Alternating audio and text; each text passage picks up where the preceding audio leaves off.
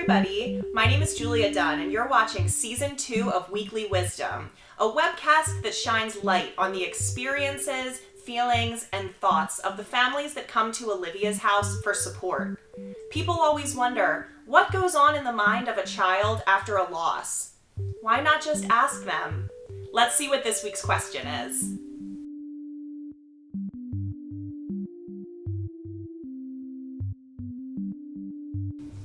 So a feeling that I feel like nobody else has felt was like, since I was in the room with him when he passed away, I don't think my cousins fully get like how I felt in that moment. Like, it was so unreal.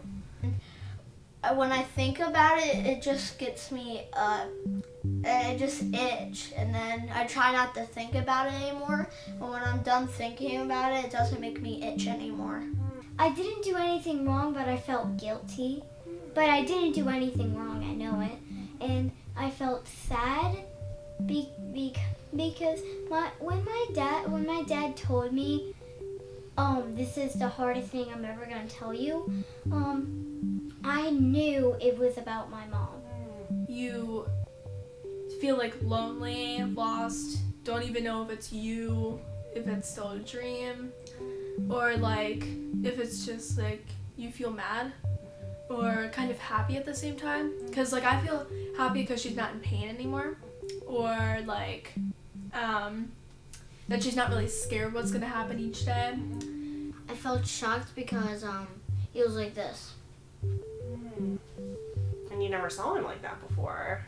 Yeah. Only when he was sleeping, but his eyes were like this.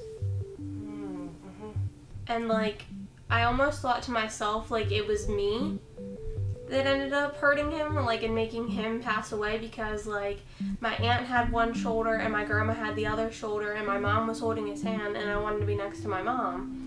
So I kind of put my hand like right here by his chest, and then like a couple minutes later is when he stopped breathing. So then I felt like I did it to him, even though I was only like resting my hand there.